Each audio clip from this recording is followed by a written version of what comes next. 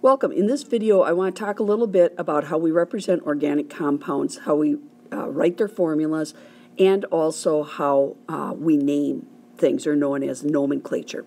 So since members of a homologous series have much in common, that means their molecules can be very, very similar. So we need to be very clear and consistent about how we represent the different members, whether we're using a formula or we're using a name. So nomenclature, as I said, is just the fancy word for the rules used to determine each molecule's name. And the formulas will always tell the kind and number of atoms present, but they can be represented several different ways. Remember, way back we talked about empirical and molecular formulas, but really what we're concerned about with organic is structural formulas. So I want to just review the difference between an empirical and molecular formula, and then really spend some time with the three different kinds of structural formulas, because that's how we most commonly represent organic compounds. So remember, empirical and molecular formulas, and empirical is the simplest whole number ratio of the atoms. So it's your molecular formula reduced to its simplest ratio. And we can derive empirical formulas from percent composition.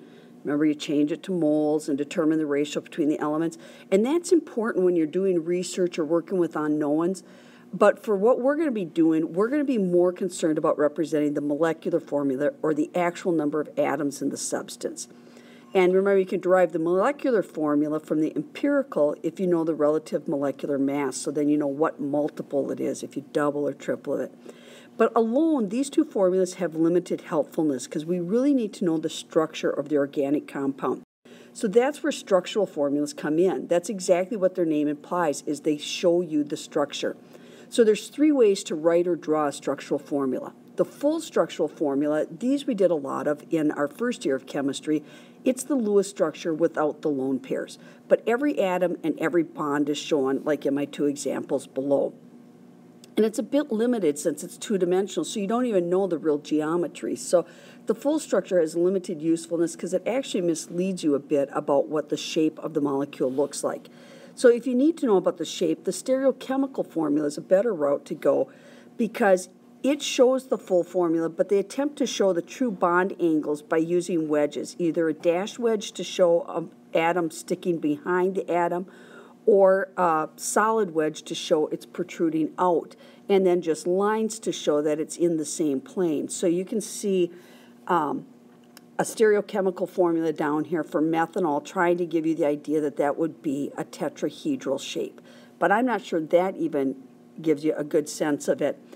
So really what we use most often in organic chemistry is what's called the condensed structural formula. And they do just that. They condense formulas by eliminating the bonds and listing atoms in the order that they're arranged in the atom.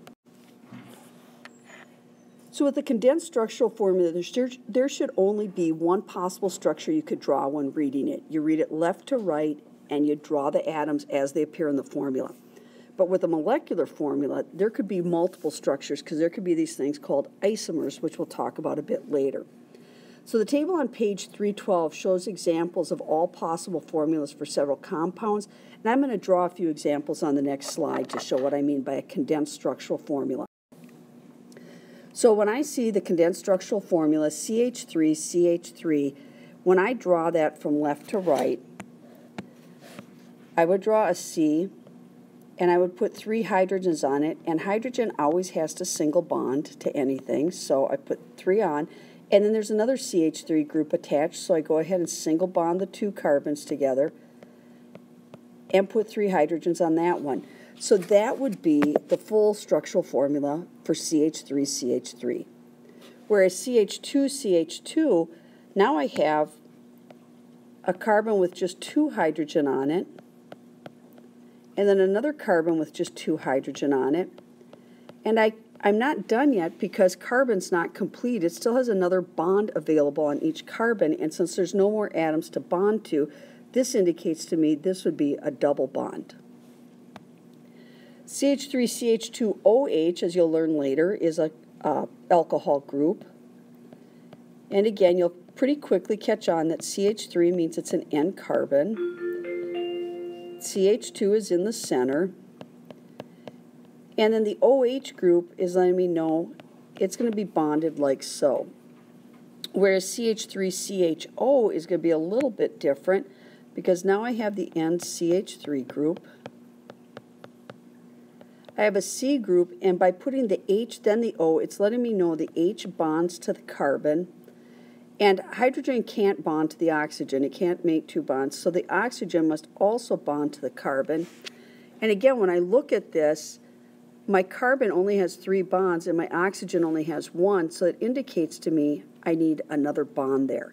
So slightly different to write OH versus HO, and this would be the difference between the group we call alcohols and the group we call aldehydes.